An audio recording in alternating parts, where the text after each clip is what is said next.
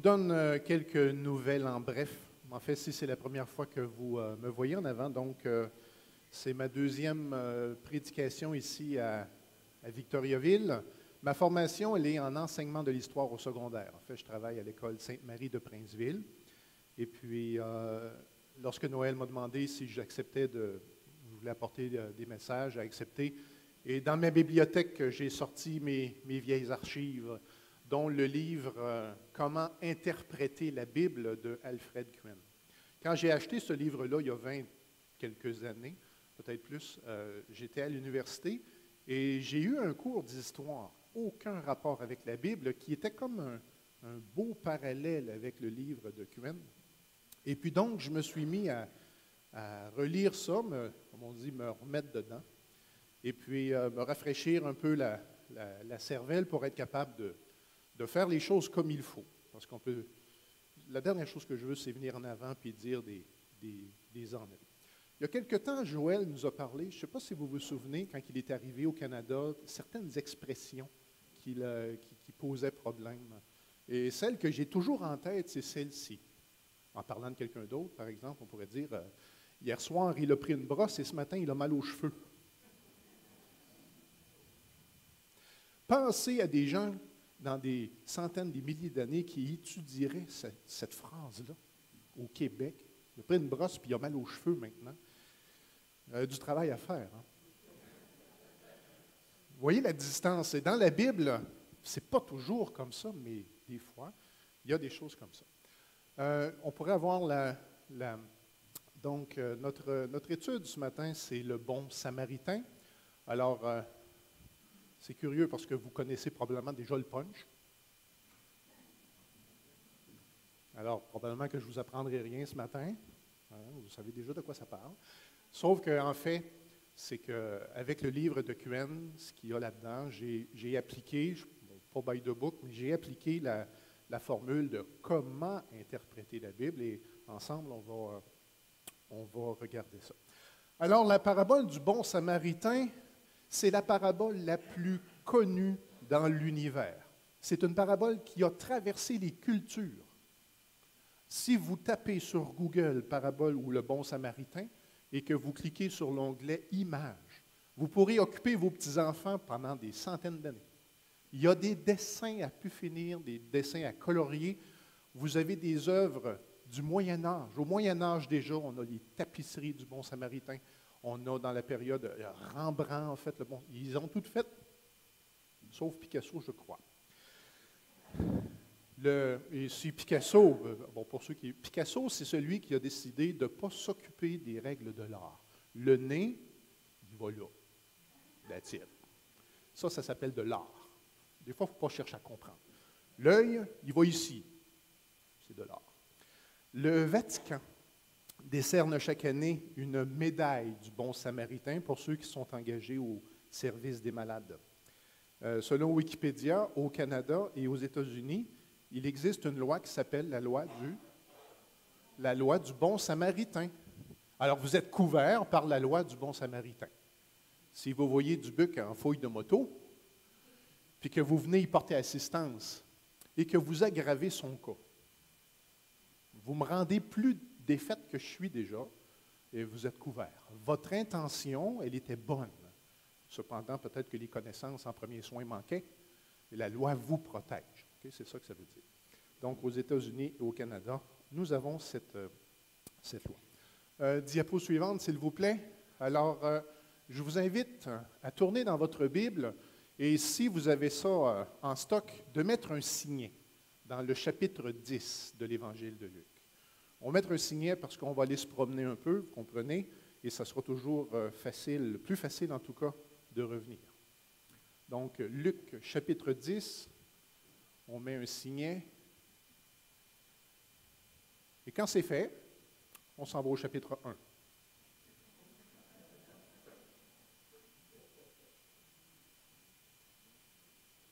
Non, on met un signet dans le chapitre. Pendant qu'il y a des gens qui se préparent encore, j'ai franchi une marche technologique la semaine passée, il y a 2 semaines. J'ai mis une Bible dans mon téléphone. Il y a quelques années, j'étais Monsieur Technologie. À un moment donné, j'ai dit, là, c'est assez, j'arrête. Et puis là, à l'école, les jeunes et tout ça, tout le monde m'a dépassé. J'étais en train, tranquillement, de plus comprendre de quoi il parle. Mais je suis curieux, alors, là, je crois que c'est Sylvain. C'est-tu toi, Sylvain, ou Louise, qui lisait la Bible dans le iPad? C'est ça. Et il y avait des bons commentaires, puis ça m'est revenu. J'ai dit, OK, on essaye ça. Bible dans le téléphone, et j'ai aimé ça. D'ailleurs, quand vous allez me voir faire ça, je ne prends pas mes textos, je prends ma Bible. Donc, vous êtes dans Luc chapitre 1. Alors, Alfred Kuen nous invite toujours à nous centrer sur les propos de l'auteur du livre. Et Luc, chapitre 1, verset 1, nous donne exactement ce projet-là. Je vous fais la lecture. Plusieurs ayant entrepris de composer un récit des événements qui se sont accomplis parmi nous, suivant ce que nous ont transmis ceux qui ont été des témoins oculaires dès le commencement et sont devenus des ministres de la parole, il m'a aussi semblé bon, après avoir fait des recherches exactes sur toutes ces choses depuis leur origine, de te les exposer par écrit d'une manière suivie. Excellent, Théophile. Le livre, je ne vous apprends rien, l'Évangile de Luc était destiné à une personne. C'est nous qui avons volé son courrier et on en profite maintenant. Donc, excellent Théophile, afin que tu reconnaisses la certitude des enseignements que tu as reçus. Donc, c'était le projet. Luc a fait enquête, il met ça par écrit, destiné à une personne, et aujourd'hui, par la grâce de Dieu, nous en profitons. Ceci ayant été clarifié, on va maintenant aller un peu avant notre parabole du bon samaritain. Je vous invite à tourner dans l'Évangile de Luc au chapitre 9. Donc, c'est juste avant votre signet, si vous avez suivi les consignes.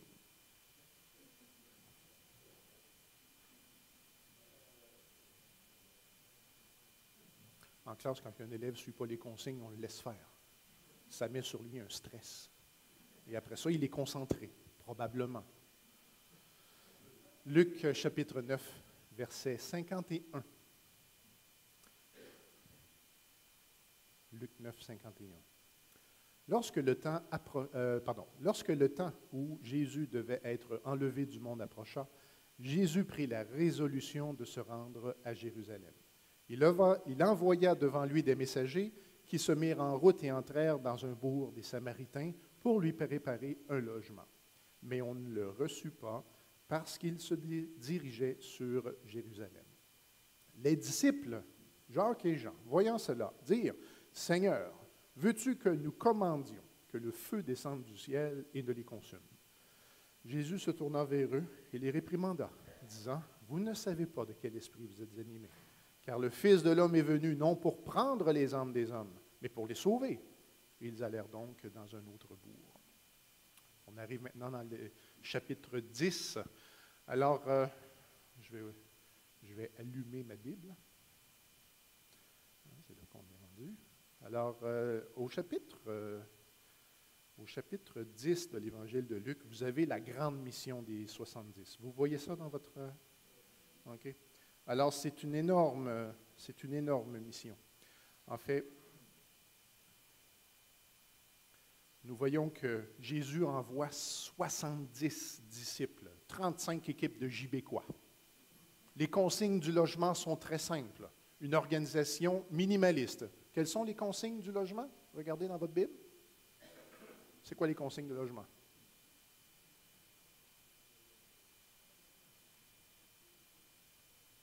Nous, les Gibécois, on est habitués, le sac à dos, tu habites là, tout ça. Nos Gibécois, dans Luc 10, ils font quoi? Pas de bourse, pas de sac, pas de souliers. Le salaire, l'ouvrier mérite son salaire, Dieu s'occupe de tout. Voilà. Alors, ils vont dans leur mission. Jésus les avertit. Verset 3, « Je vous envoie comme des agneaux au milieu des loups. Ni bourse, ni sac, ni souliers. Ne saluez personne en chemin. » Saluer personne. La salutation juive, vous savez ce que c'est?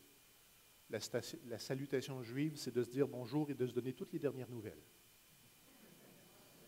C'est ça la salutation. Et là, Jésus dit, on n'a pas le temps. Ça ne veut pas dire que si nos 70, ça ne veut pas dire que parce qu'il ne parlait pas, il ne saluait pas, que c'était impoli, c'est pas ça. Mais il y avait quelque chose qui pressait là. Dans quelque maison que vous entriez, dites que la paix soit sur cette maison, etc. Verset 7, demeurez dans cette maison, mangez et buvez ce qu'on vous donnera, l'ouvrier mérite son salaire, ne déménagez pas de maison en maison. Et voilà.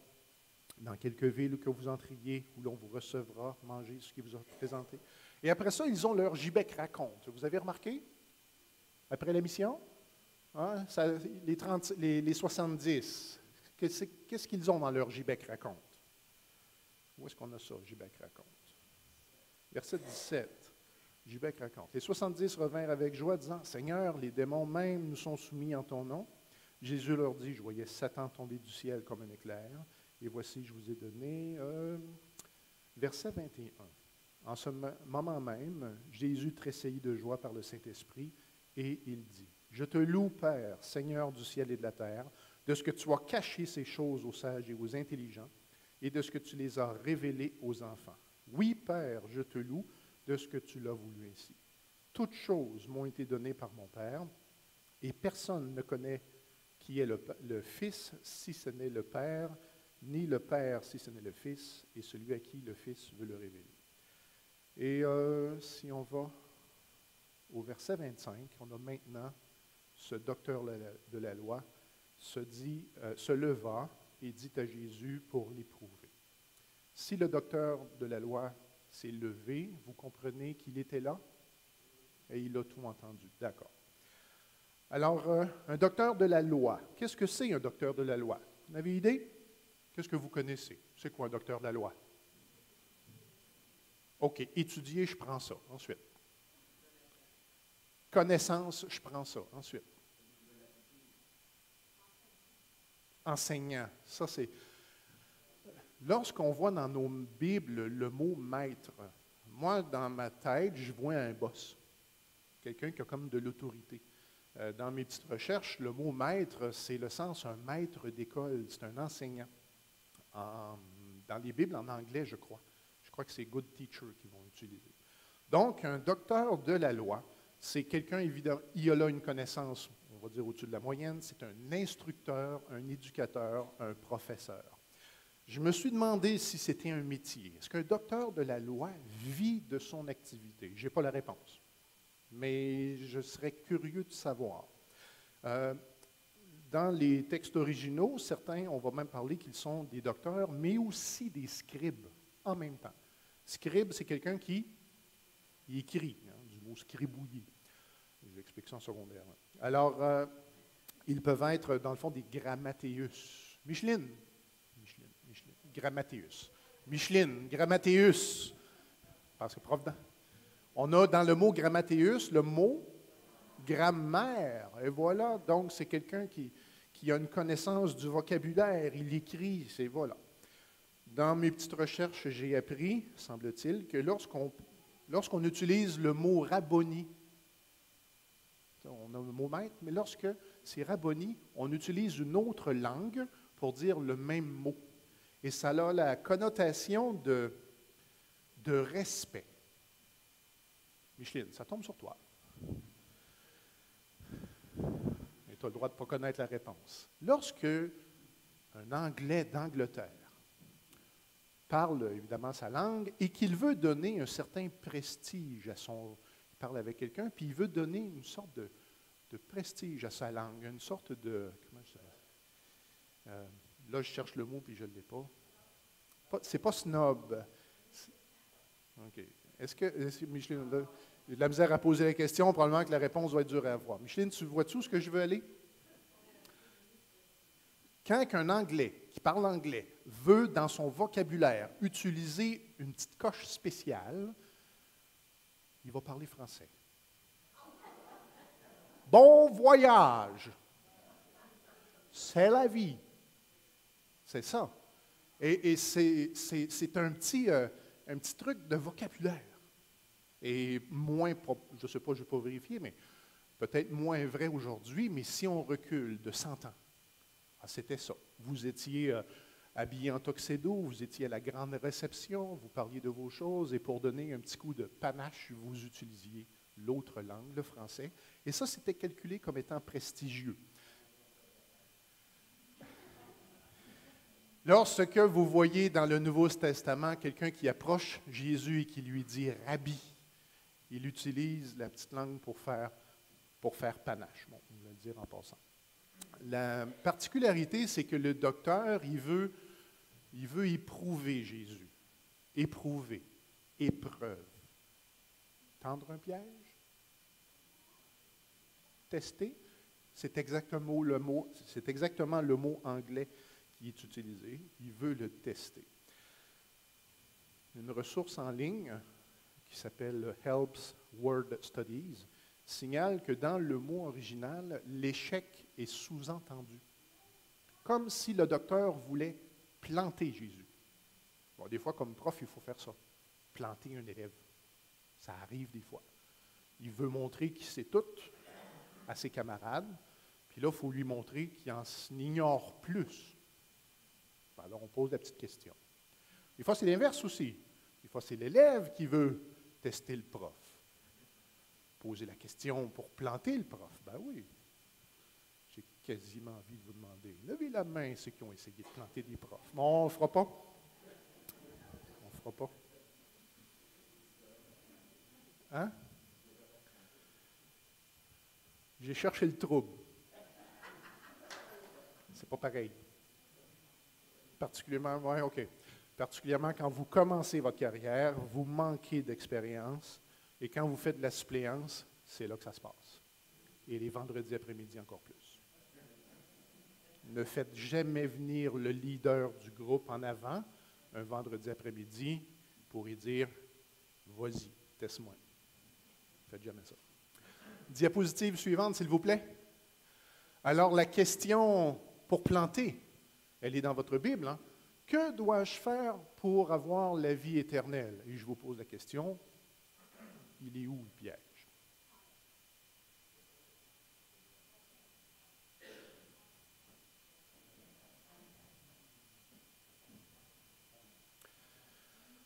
Que dois-je faire pour avoir la vie éternelle? Cette question est posée 3 fois dans le Nouveau Testament. Nous avons le jeune homme riche qui a approché, je vais le dire comme ça, qui a approché Jésus avec une bonne intention.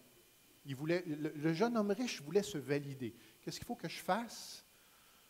Le deuxième, c'est le docteur qui voulait planter Jésus. Et le troisième, dans Actes des Apôtres, le gardien de prison. Qu'est-ce qu'il faut que je fasse pour être sauvé? Je ne peux pas m'empêcher de réfléchir que Jésus se fait poser la question. Et c'est étonnant que Jésus ne dise pas « Dieu a tant aimé le monde qu'il a donné son Fils ». C'est étonnant. Alors, est-ce que c'est une question difficile? Là, il faut penser. Hein? Théophile, Évangile de Luc, Jésus, le docteur, on retourne à cette époque-là. Est-ce que c'est une question difficile pour l'époque, à votre avis?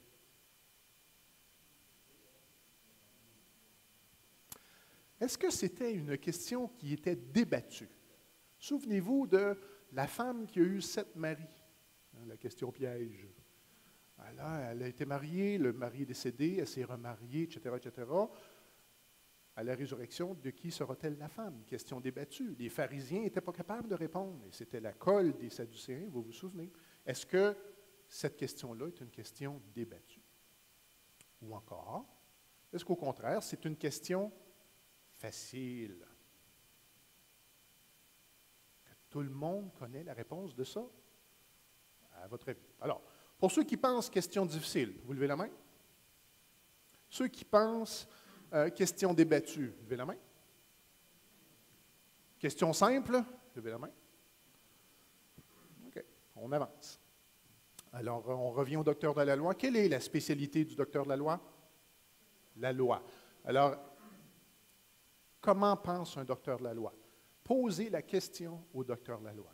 Quel texte biblique le docteur de la loi va sortir pour répondre à sa question? 10 commandements. Un docteur de la loi, il est connaissant. Il l'a écrit. Il l'a réfléchi. Il en a parlé. Est-ce que le docteur de la loi connaît la réponse à sa propre question? Levez la main ceux que je suis tout en train de vous mêler. Je vous... parce qu'il faut avancer. Par exemple, c'est une proposition. dans Deutéronome, à la fin du livre du Deutéronome. Vous souvenez-vous des discours de Moïse? Moïse qui parle au peuple. Et le grand verset, c'est Israël. J'ai mis devant toi la vie, la mort. Choisis la vie. Psaume 1, c'est quoi?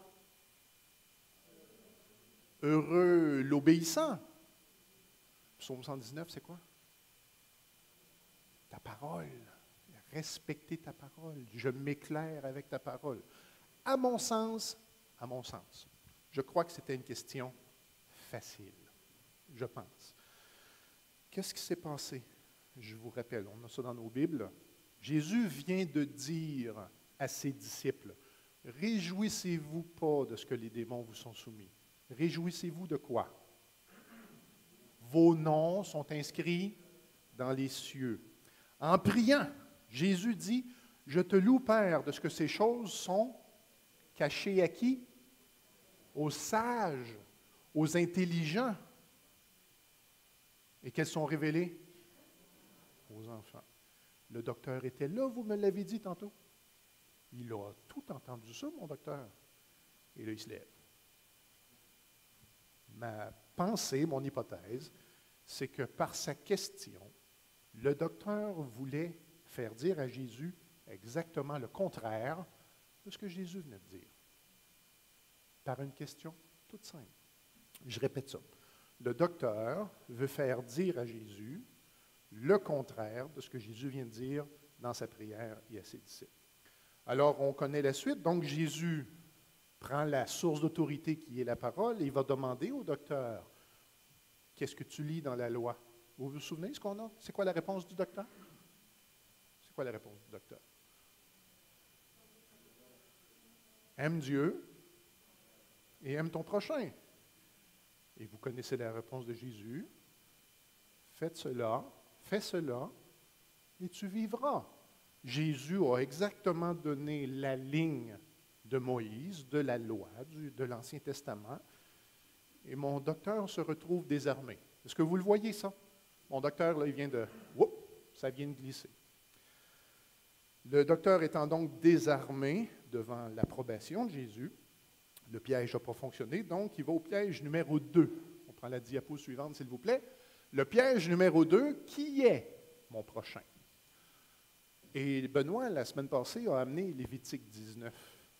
Et évidemment, c'est le même verset. Donc, dans Lévitique 19, nous lisons, « Tu ne haïras point ton frère dans ton cœur, tu auras soin de reprendre ton prochain, mais tu ne le chargeras point d'un péché, tu ne te chargeras point d'un péché à cause de lui. Tu ne te vengeras point et tu ne garderas point de rancune contre les enfants de ton peuple. Tu aimeras ton prochain comme toi-même. » Les mots-clés dans ce texte-là, c'est le mot « frère » et le mot « prochain ». Et donc, le docteur pousse cette question-là. Et c'est là que Jésus va répondre avec l'histoire. Diapo suivante. Alors, la parabole du bon samaritain, vous googlez ça, je l'ai dit tantôt, un paquet d'images. J'ai pris une qui me semblait possiblement proche. Monter quelqu'un sur son mulet qui était déjà chargé parce qu'on voyageait, un blessé qui ne se tient pas. Le seul défaut dans l'image, je vous le dis, c'est que mon samaritain, il n'a pas de sandales. Non. Oublie ça, là. C'est sûr que le samaritain avait des sandales. Archéologiquement, c'est obligé. C'est obligé. Même, bon, il n'y a pas d'image parfaite, mais mon blessé, je trouve qu'il est pas assez blessé non plus. Nous sommes dans notre Bible, vous avez Luc chapitre 10 et verset 30. Jésus reprit la parole et dit, « Un homme descendait de Jérusalem à Jéricho. » Je vous arrête là tout de suite. J'ai lu, évidemment, dans mes recherches, j'ai lu et quelques commentaires disaient « L'homme égale juif ». Ce n'est pas écrit dans le texte. Et là, je vous pousse tout de suite l'idée, c'est que Jésus a volontairement omis de mettre l'identité du monsieur pour après ça revenir avec son punch. Alors, ce fameux homme qui voyage, est-ce que ça aurait pu être un Romain? Oui. Ben, c'est les Romains qui sont le les maîtres du territoire. Les soldats romains, ce n'est pas toujours en service, ça prend des vacances de temps en temps. Ils ne se promènent pas avec leur armée tout le temps, là, puis avec tout l'équipement non plus. Là. Est-ce que notre homme aurait pu être un péager, un publicain? Absolument. Est-ce qu'il aurait pu être un touriste? Tous les chemins mènent à Rome. Vous connaissez les chemins romains? Les routes romaines? C'est très simple. Quand les Romains ont conquis le territoire, ils se mettent à faire construire par les prisonniers de guerre des routes. Joël, tu as vu ces routes-là, toi? C'est du solide, tu es d'accord? C'est indestructible. 2000 ans plus tard, si vous allez à Rome, s'il vous plaît, allez marcher sur une autre romaine. Vous marchez littéralement sur l'histoire. Ces routes-là, c'est du solide. 80 000 kilomètres de route en Europe, c'est 2 fois le tour de la Terre.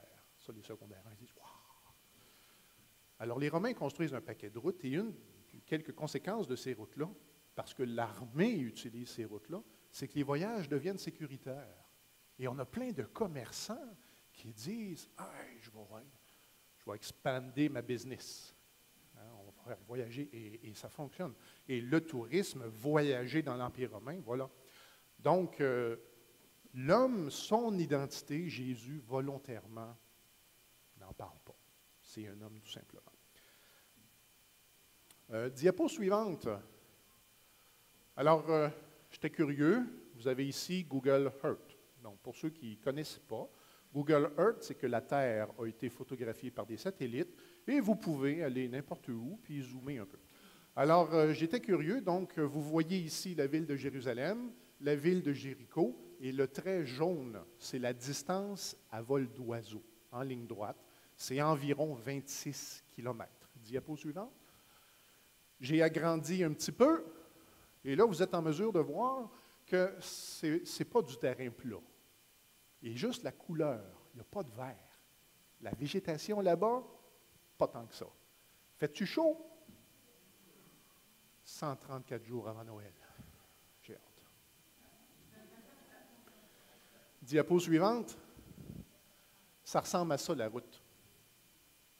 Escarpé et étroit.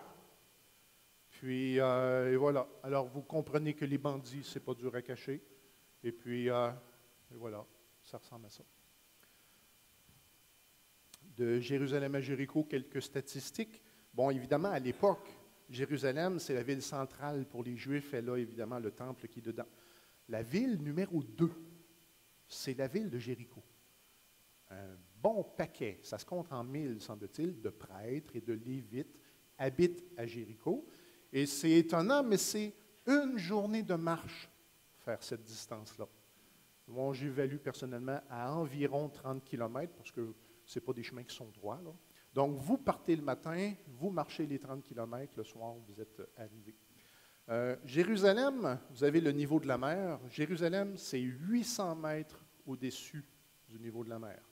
Jéricho, c'est 200 mètres en dessous du niveau de la mer, pour un dénivelé de 1000 mètres ou encore 1 km. 30 km ou 25 km, c'est Victoriaville-Plessis. Prenez une des deux villes, puis montez-la de 1 km. La distance entre les deux, là, la côte, ça va être ça. Pour Samuel, je l'ai mesuré en vélo. Comme je ne savais pas quoi faire, je suis allé sur Google. Comment calculer le pourcentage d'une pente? Ils m'ont donné la formule. Alors, c'est 4,5 %. Quand vous êtes dans les côtes, là, 7 8 9 c'est juste la moitié sur 30 km. Monter, ça doit être cardio. Descendre, ça doit bien se faire. Samuel, 30 km en vélo sur une pente de 4,5. À ton avis, c'est-tu un effort assez colossal ou n'importe qui peut faire ça? C'est assez... le Tour de France vient de finir. Le col du Tourmalet, il y a une côte de 25 km. Puis c'était, je crois, c'est 9 %. Heureusement qu'ils sont dopés pour le faire.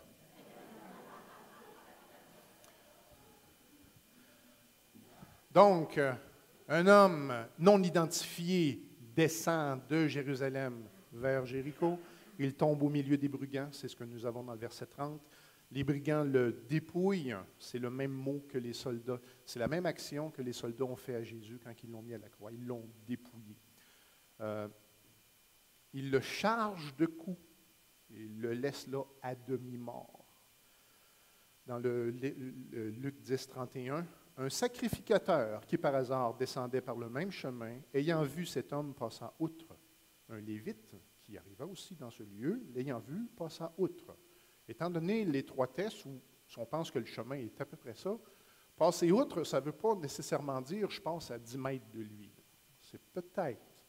Je me tasse un peu, puis je continue. Diapo suivante. Pourquoi passer outre? Vous avez une idée? Pourquoi le lévite et le prêtre ne sont pas intervenus?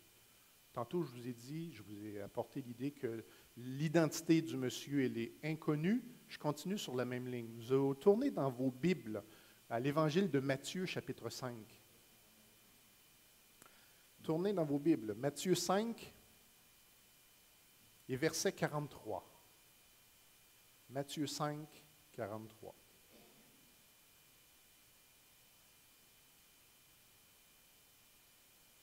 Nous sommes dans le Sermon sur la montagne et là où je vais vous amener, c'est qu'évidemment, il y avait des enseignements à l'époque, il y avait des croyances à l'époque, c'est là où je veux aller.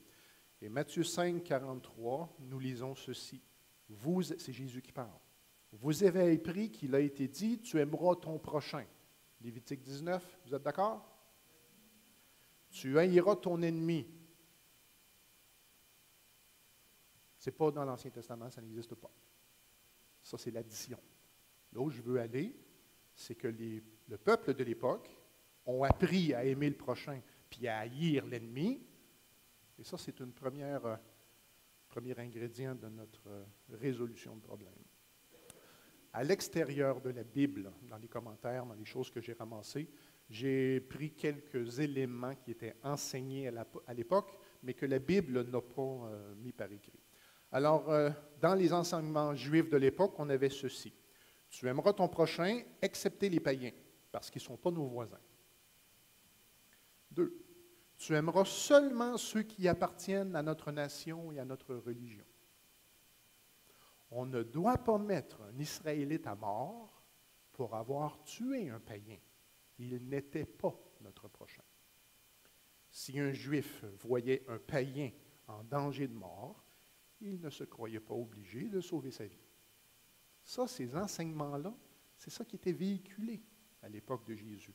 Et vous comprenez pourquoi Jésus peut se permettre de dire, vous avez appris qu'il a été dit, tu aimeras ton prochain, tu haïras ton ennemi, mais moi je vous dis, aimez vos ennemis. C'est l'absolu inverse, là. On ne peut pas avoir plus 180 degrés que ça. Dans l'Évangile de Marc, si vous êtes rapide, vous voulez y aller, c'est correct, je vais vous faire la lecture. Dans l'Évangile de Marc, au chapitre 7, Jésus parle encore et vous allez reconnaître ses paroles. Marc, chapitre 7 et verset 7. Jésus parle. C'est en vain qu'il m'honore, en donnant des préceptes qui sont des commandements d'hommes. Vous abandonnez le commandement de Dieu et vous observez la tradition des hommes. Il leur dit encore, vous anéantissez fort bien le commandement de Dieu pour garder votre tradition. Moïse a dit, honore ton père et ta mère, et celui qui maudira son père ou sa mère sera puni de mort. Mais vous, vous dites, les sous que vous auriez pu donner à vos parents sont réservés au Seigneur. Et vous vous trouvez comme ça dégagé du commandement de Dieu. Et le dernier verset, verset 13, vous faites beaucoup d'autres choses semblables. Diapo suivant, on recule. Alors, à ce point-ci, dans la tête du docteur, tout est normal. Ce que je dis, c'est qu'il y a un blessé, j'ai un prêtre et un lévite qui passent, puis mon docteur de la loi lui dit, c'est correct. C'est des ennemis, ce n'est pas des juifs, ou c'est des païens, ou c'est whatever. Pas besoin de m'en occuper. À ce point-ci, tout va bien.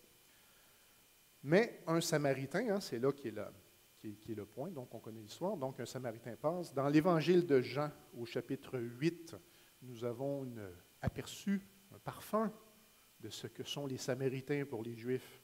Jésus qui parle. Verset 47. Celui qui est de Dieu écoute les paroles de Dieu.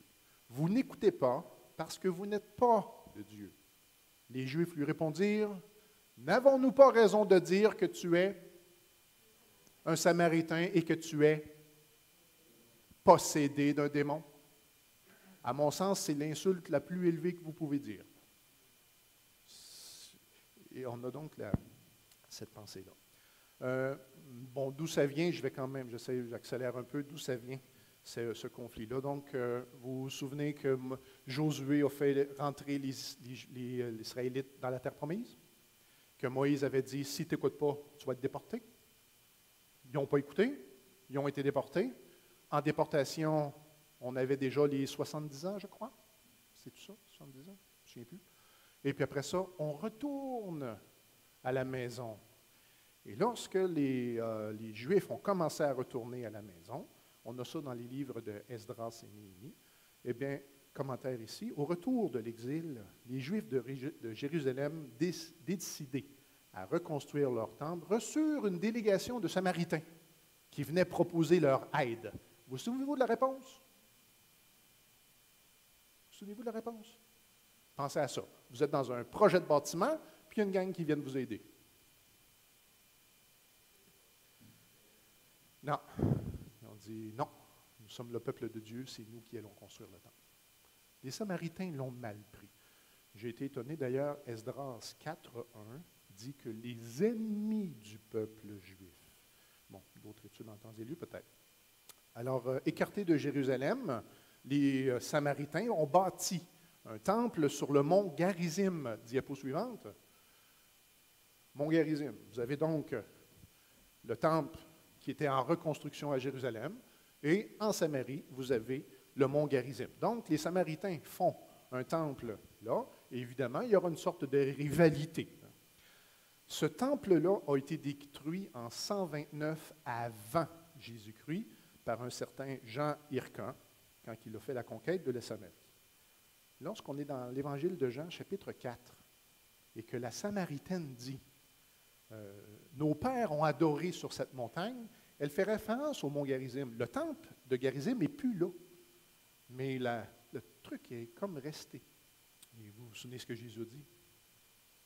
C'est plus sur la montagne, puis c'est plus à Jérusalem, en esprit et en vérité. Okay? Donc, ils sont là. Dans mes recherches toujours. Joël, je m'excuse, je prends tout ça, hein, ça va? Tu me pardonnes? Ça donne bien, on est dans le bon Samaritain. Flavius Joseph. Bon, à l'école, à l'université, j'avais déjà entendu parler du personnage. Mais évidemment, là, j'ai découvert que le Flavius Joseph, un historien juif, est né en 37 après Jésus-Christ. Ben, je dis donc bien cool, ça. Il est né en même temps. Flavius était comme le contemporain des apôtres. Il a vu ça. On va mettre ça sur mes lectures d'été. Ça va durer longtemps parce que là, ce que j'ai à vous dire vient du 18e livre. Donc, Flavius Joseph rapporte que dans l'an 7, l'année 7, les prêtres juifs du temple de Jérusalem avaient coutume d'ouvrir les portes du temple à partir de minuit pour la fête de la Pâque. Dès leur ouverture, cette fois, des Samaritains, entrés en secret à Jérusalem, jetèrent des ossements humains dans le temple. C'est une profanation, comme vous n'avez pas idée, là. Des ossements humains, particulièrement que les prêtres et tout ça n'ont pas le droit de toucher à des ossements et tout ça. Dès lors, on interdit à tous les Samaritains l'accès du temple, ce dont on n'avait pas l'habitude auparavant, et on se mit à le garder, le temple, avec plus de vigilance. Donc, on est dans un conflit énorme. Diapo suivante. Ce conflit-là, ça c'était la page titre de Joseph. Diapo suivante. Voilà. Alors, Jérusalem, la Judée, Samarie, Jésus en Galilée, okay, Nazareth. Et c'était très, très, très commun lorsque vous aviez à vous déplacer Au lieu de traverser la Samarie, vous faisiez le détour par le territoire de Pérée. C'était comme normal. Bon, bien pressé, pas de trouble, vous pouvez y aller. Peut-être que ça sera une bonne idée d'amener du linge de rechange, au cas où qu'on vous lance des tomates ou des choses comme ça. Donc, on est en plein là-dedans. Donc, je reviens à l'histoire. Un Samaritain qui voyageait, étant venu là, fut ému de compassion lorsqu'il le vit. Il s'approcha et banda ses plaies, il versa de l'huile et du vin, il le mit sur sa propre monture et il le conduisit à une hôtellerie. Et souvent, ce qu'on oublie, les petits quelques mots qui sont là, il prit soin de lui. Bon, le mot ému, être ému, ça veut dire une émotion assez importante, assez vive. Compassion, vertu par laquelle un individu est porté à percevoir ou ressentir la souffrance de quelqu'un et à y remédier, à faire la différence. Vous avez eu le souvenir des tsunamis qu'on voyait à la télévision? 26 décembre 2004, je crois. En Thaïlande, mon ami, c'est l'apocalypse, ou presque. Et puis là, nous sommes émus. Et on veut faire la différence. On donne à la Croix-Rouge, peut-être. Très bien. Alors, le vin et l'huile, vous savez, les premiers soins. Notre Samaritain donne les premiers soins. Le vin, c'est pourquoi? Désinfecter, okay, parce qu'il y a de l'alcool. L'huile, c'est pour la peau, ça va faire du bien, hein, ça va... et là, j'ai rajouté ici aussi la présence de notre monsieur, notre homme battu n'est pas capable de prendre soin de lui. Le mot hôtellerie, 2 fois dans le Nouveau Testament, à la naissance de Jésus, il n'y avait pas de place pour eux dans l'hôtellerie, et la deuxième place, c'est là. Mais ce n'est pas le même mot. Alors, dans l'hôtellerie qui nous occupe ici, le mot qui est employé veut dire là où on reçoit tout le monde. Bien, ça fait du sens. On a parlé des routes romaines, on a parlé des touristes, des commerçants et tout ça. Ils ont un va-et-vient de personnes. Alors ici, à cet endroit-là, on reçoit tout le monde, Samaritains inclus, ça va. Le commentateur dit, ça pouvait aussi être un simple caravansérail. Vous avez déjà entendu ce mot, caravansérail? Alors, c'est un endroit, un genre de bâtiment en forme de U. Et on a des petites logettes, des chambres, puis le bétail restait au milieu. On a une diapositive de ça. Diapo suivante. Alors ça, c'est un caravansérail arabe. On le reconnaît bien avec les petits pignons. Alors, si vous étiez le premier arrivé, vous pouviez vous prendre une petite chambrette plus confortable, le puits pour les bêtes, pour l'eau, et puis si les chambrettes étaient pleines, ben, vous pouviez dormir avec votre bétail, puis ce n'était pas nécessairement mal. Alors, c'est quelque chose qui ressemblerait à ça. Ça, c'est l'ancêtre de nos motels à nous. Ceux qui y ont pensé, là, non, c'est vrai. Alors, à tous les X kilomètres, on avait un endroit de repos, et puis voilà. Quelques informations supplémentaires sur ce genre de bâtiment. J'ai appelé ça « Si John MacArthur a raison ». Si John MacArthur a raison, alors des archéologues auraient retrouvé une enseigne dans une ville de l'Empire romain, mais il n'a pas mentionné cette ville. J'ai essayé de trouver, mais je n'ai trouvé. Et sur l'enseigne, on avait le prix. Comment ça coûte? Restez là. Et la réponse de l'enseigne, c'est 1/30 de 1 denier. Le denier, c'est la monnaie pour une journée de travail. Pour habiter là, c'est 1/30 de. Là, ici, vous n'avez pas nécessairement l'eau courante, les toilettes et tout ça. Probablement, quantité de commerçants pour vous vendre tout ce que vous avez besoin. Je peux figurer. Quand on va à Rome, là, puis qu'on n'est pas loin du Colisée, là, on se fait offrir de l'eau froide. S'il mouille, on se fait offrir des parapluies. On se fait offrir tout ce qu'il faut. Vous ne manquerez de rien. Je peux absolument figurer qu'on a la même chose là. Combien de sous le Samaritain a donné? 2 deniers. Si MacArthur a raison, le Samaritain a donné pour 2 mois de logis, nourriture. Il va même aller jusqu'à dire, ce que tu vas dépenser en plus, tu mets ça sur mon compte. Luc, chapitre 10, verset 36. Jésus parle à notre docteur. Lequel de ces trois te semble avoir été le prochain qui était tombé au milieu des brigands? Et le docteur de la loi, ça c'est mon interprétation, je pense qu'il ne veut même pas dire le mot samaritain. Tellement c'est laid. C'est celui qui a exercé la miséricorde envers lui. Va, lui dit Jésus, et fais de même. Conclusion, diapositive suivante. Conclusion et ouverture. Dans la première lettre de Jean au chapitre 4, si quelqu'un dit « J'aime Dieu » et qu'il haïsse son frère, c'est un menteur. Car celui qui n'aime pas son frère qu'il voit, comment peut-il aimer Dieu qu'il ne voit pas? Et nous avons de lui ce commandement, que celui qui aime Dieu aime aussi son frère. Là, je suis tenté de vous dire, qui est votre frère? Juste ceux qui sont ici? La rue à côté? Le militant transgenre? Le militant homosexuel? Les militants pro-avortement?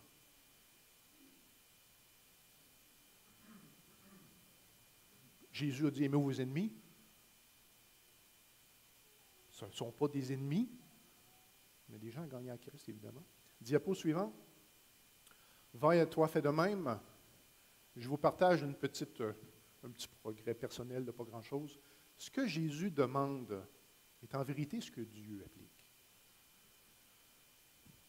Quand Jésus a dit à la femme, va, ne pêche plus, c'est ce que Jésus fait. Jésus ne pêche pas. Quand on pose la question à Jésus, est-ce que je vais pardonner à mon frère 7 fois? Jésus dit non. 77 fois, 7 fois. J'ai jamais un chrétien qui a péché contre moi 7 fois dans une journée. Jamais. Mais je peux figurer que j'ai péché 77 fois 7 fois contre Dieu. Et quelle est la réponse de Dieu? Tu lui pardonneras. Et c'est ce que Dieu fait. Dieu, ce que Jésus demande et en vérité ce que Dieu applique. C'est rassurant, mais en même temps humiliant, mais dans le bon sens. On va dire, ça nous montre notre... Résumons le bon samaritain en un verset. Diapo suivant. Car Dieu a tant aimé le monde qu'il a donné son Fils unique, une gang d'ennemis, vous vous souvenez, afin que quiconque croit en lui ne périsse point, mais qu'il ait la vie éternelle. Voilà mon message et ma réflexion.